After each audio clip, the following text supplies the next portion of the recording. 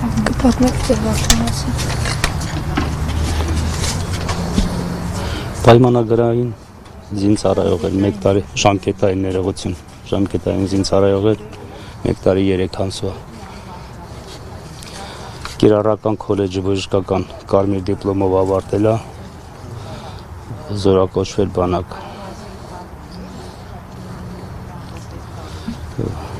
Սեպտեմբերյան այդ արհավիրքի օրերին 14 օրվա, այսինքն հոկտեմբերի 11-ին 14 օր պայքարից հետո ամբողջ վաշտը 73 հոգով նահատակում են, որը գտնում են 51-52 օրվա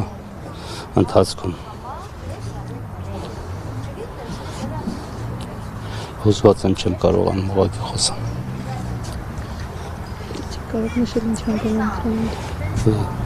Փնթի հրամանատարական կազմի իր շնորհքն է դա եղել, տարածքը գրաված է եղել, հոկտեմբերի 9-ին մենք հադրուտ չենք ունեցել, թշնամու տիրապետության տակ է եղել,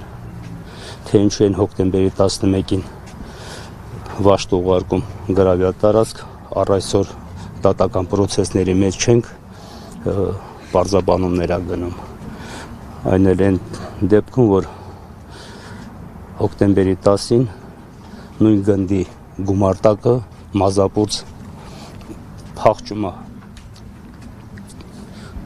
երեխեքին 73 հոգուն տանում են այդ մսաղաց կողմ։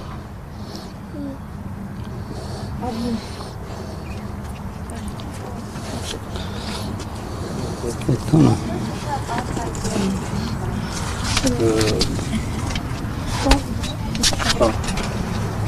Մեղավորները միանշանակ պատժվելու են, եթե գործող կառավարությունը չկարողանա պատժի, որը որ խիստ կասկածում եմ պատժելու պահով, ծնողներն են ինքնադատաստան տեսնելու, այսպես ասած, սամասուտը ծնողներն են անելու, այնպես չէ, որ ես 5 տարին բան արեց, ընդհակառակը քանի գնում է, ավելի է մեր վերքը բորբոքվում, ավելի ենք շատ, որ ասում է ագրեսիա արթնանում մեր մեջ, որ ինչու պետք է անմեղ երեխոքը տանեն կտորեն։ Սա այսպես չի մնալու։ Հարց լուծումը եթե չտան, մենք ենք տալու հարցի լուծումը։ Սպասում ենք, ելի եմ կրկնում, դատական պրոցեսների մեջ ենք, տեսնենք ինչ է դառնում սրա վերջը, հետո մենք անցնենք մեր գործողություններին։ Ես կորցնել ոչ մի բան չունեմ, կորցրել եմ իմ ամենաթանկի։ Այսօրվա դրությամբ